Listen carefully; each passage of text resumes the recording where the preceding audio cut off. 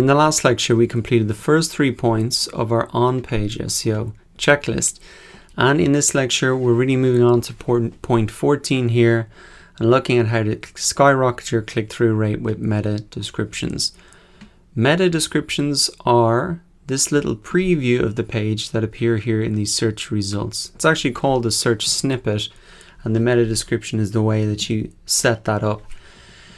You can see that this is an important part of the search results. You just got the title, the URL, which we already covered, and this is your last opportunity to really grab people's attention and get them to click through. It doesn't have a big SEO impact.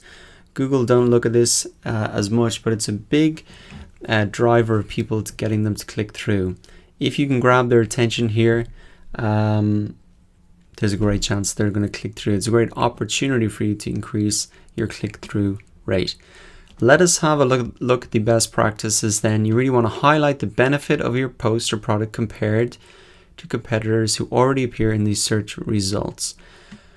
What I would suggest you do is have a look for all of the meta descriptions, maybe for the first 3 pages of Google for your particular keyword.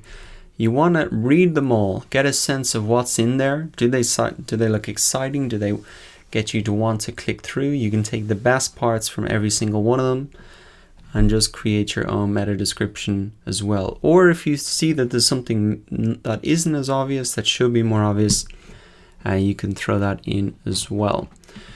What else do we have to think about? Once again, there is a length that we have to follow. It should be 160 characters or less, otherwise they'll appear truncated. And you can see here a lot of the ones are set. This is an example where it's a little bit too long. It's getting cut off there. So that could potentially be shortened up.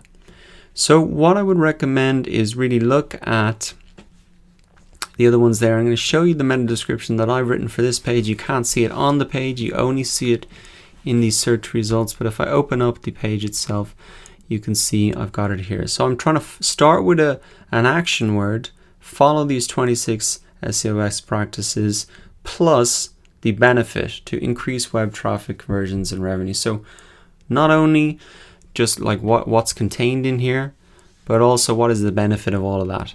And now I've also tried to highlight the different parts of this checklist. It covers technical, keyword research, on page, and more, which when I looked through some other examples here wasn't as obvious. It was 14 points, but 14 points covering what? When I clicked through, I found that actually it only covers one part of SEO. It doesn't cover really the other parts. So I'm trying to make it obvious that I'm covering a lot in one checklist here. And I'm trying to bring that right to the front so people see that and get the attention of it.